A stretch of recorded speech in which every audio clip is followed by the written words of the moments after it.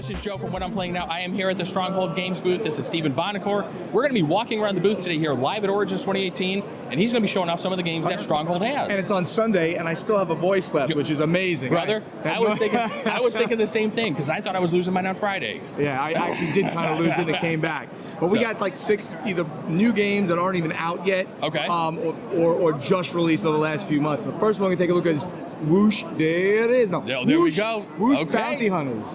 To the left.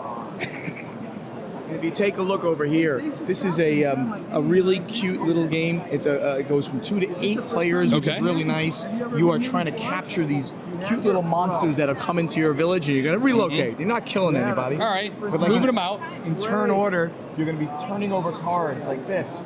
And when the cards on the table match the symbols that are on the monsters, you hit the monster, and you've captured that monster, and then you'll get that many gold coins, victory points for the end, and you'll keep them. If you got it wrong, he's going to be negative points at the end. So of a little the whole dexterity thing. there. It's a little bit there. So we're going to keep moving. We're going to keep on moving.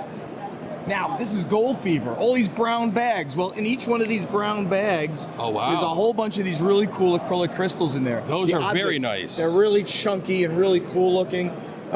This game is all about trying to get there's 5 gold pieces, as you can see. You're trying to take out of the bag those 5 pieces, and it goes in turn order. So you're going to be pulling something out, and then you may continue if you want to try. But if you ever get 2 of the same pieces of gravel, your turn's over and everything goes back into your bag. Oh, interesting. You can stop and bank something like a gold piece when you bank it, and anything you dragged out of the bag when you did that, then you can seed somebody else's bag with the bad stuff. So you're trying to get the stuff out of your bag and give other people the crappy stuff that's in your bag. There's a couple more cool things in there. This is going to force you, the emerald's going to Sapphire Emerald. Emerald's going to force you to make 2 more pulls, which could hurt you. And this, the Ruby, starts a speed round. And all of a sudden, everybody's frantically trying to pull it, and the first person that pulls that gold says, gold! So it keeps everybody engaged. We call this a bar game. It's like the ultimate portable game. You're simply going to be able to play this game anywhere, at a bar, at a restaurant, sitting on the floor, waiting to get into your movie theater or something like that. I'm completely good with bar games. Ultimate portable game in a really cool looking box with which looks like a cigar box. He did something a little bit different there with Gold Fever.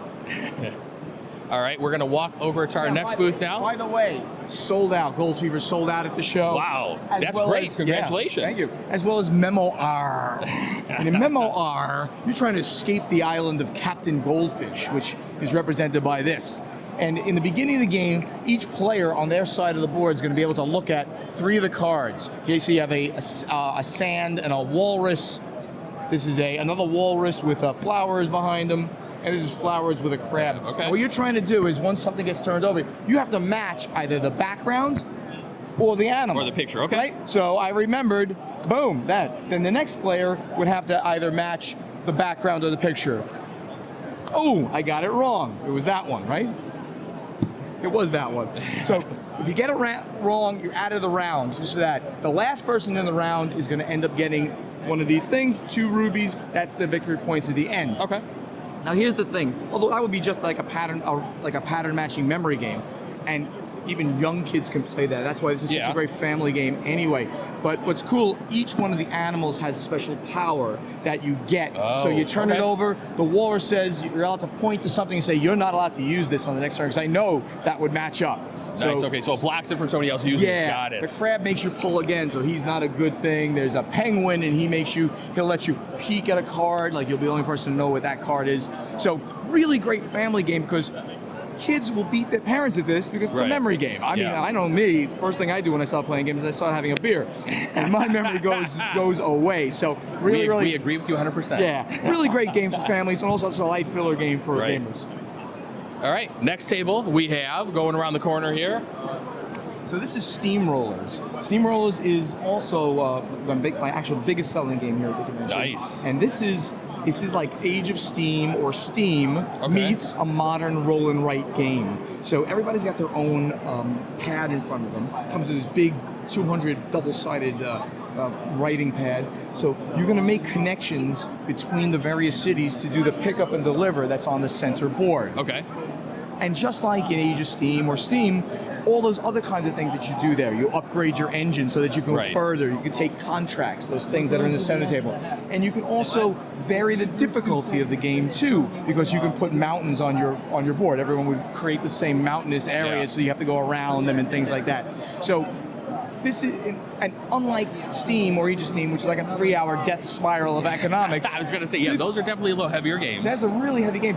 This is a 30 to 45 minute game. You roll the dice, you see what tracks are available, and then you can use the other dice to take the actions to move things around. And roll and writes have becoming, I don't want to say a resurgence, but they definitely kind of like are getting like a lot more playthrough, and they're not as negative as a lot of people have thought. Because the first thing you're going to think of is Yahtzee. Exactly. But it seems like there's a lot of different roll and write games that are coming out recently that are just getting a lot of buzz. Yeah, roll and write is a really hot thing right now. Yeah. And when you have a game like this that has like some meat on it as well, then it's cool. Definitely. That's really cool. If you can mix both of those, that's an excellent thing. So that's Steamrollers. It just came out. You can find that at your friendly local or excellent. Online games. And we are quite familiar with this next one over here. We're gonna do this one. Okay. Dungeon Rush. So in Dungeon Rush, I call this a 12-minute dungeon crawl. Each player is going to get 2 heroes, which, by the way, they're double-sided. So if you want to play a male or you want to play female, you can play either type. They're exactly the same character with the same power. Each one of the characters has certain abilities. Like this hunter has a range, and he's got a little stealth. This ranger also has range and magic. Left hand, right hand. Oh, okay. So everyone's going to get some of these cards. These are monster cards. I'm going to get 2, 2, and 2 in turn order, or not in turn order. Simultaneously, everyone's going to flip them over, and then if you can defeat that monster, like I can defeat this monster, I smack it with this hand, and this one doesn't require anything. It's just going to give me gold. I can take this. I can then bank this gold, and I can take this, and I can level up this character. Level it up like this. You take it.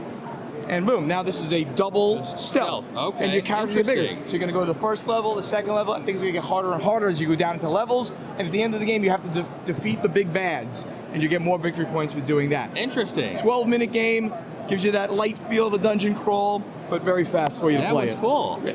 All right. Last one. We know this one quite well. We did a video playthrough of this one out to our YouTube channel. So awesome. Yes. So we did a full tutorial, playthrough, review. Love this game. Gorgeous artwork from Michael Menzel. Great story behind it. If your viewers, if you didn't mention it, first time female designer out in Germany. She won the Spiel des Jahres Fellowship. It's an award given to first-time designers. In 2015, she won it.